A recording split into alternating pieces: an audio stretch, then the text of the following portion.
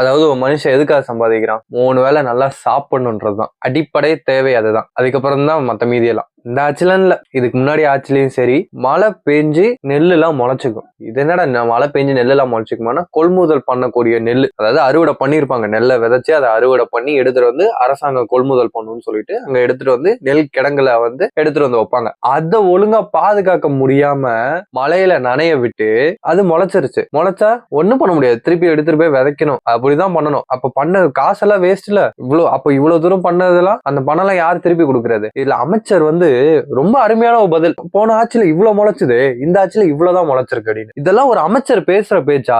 அது ஒரு நியூஸ் சேனல்ல ரிப்போர்ட் பண்றாரு அவரு. இது எப்படி மனசாட்சியே எல்லாம் பண்ண தோணுது? இதெல்லாம் ஒரு ஒரு ஒரு ஸ்டேட்மெண்ட் எப்படி நீங்க சொல்றீங்க? அவங்க ஆட்சி சரியில்லைன்னு சொல்லிட்டு தானே நீங்க ஆட்சிக்கு வந்தீங்க. இவங்கள்ட்ட நீங்க ஏன் இதை பண்ணல அப்படின்னா, அந்த ஆட்சியில அவங்க இது கூட பண்ணல, நாங்க இது பண்ணிருக்கோம். எங்க அவங்க நல்லா இல்ல, அவங்க சரியா பண்ணலன்றதான் உங்களை எடுத்துட்டு வந்து வச்சிருக்கோம். அவங்க நல்லா பண்ணியிருந்தா அவங்களே வச்சிருக்க மாட்டோமா? அவங்க நல்லா பண்ணல, அதனாலதான் நீங்க நல்லா பண்ணுவீங்கன்னு உங்களை கூட்டு வந்து வச்சிருக்கோம். நீங்க இந்த மாதிரி அலட்சியமா பதில் சொல்லி எதிர்பார்க்கல. தமிழ்நாடு மக்கள் புரிஞ்சுக்கணும், எனக்கு பழகி போச்சு ஓட்டு போட்டு போட்டு, உதயசூரியனுக்கும் ரெட்டலைக்கு போட்டு பழகிருச்சு அப்படின்னு நினைக்கிறீங்கல்ல, நீங்க புரிஞ்சுக்கணும் எப்பேற்பட்ட ஆளுங்க வந்து நம்மள ஆட்சி பண்றாங்கன்ட்டு.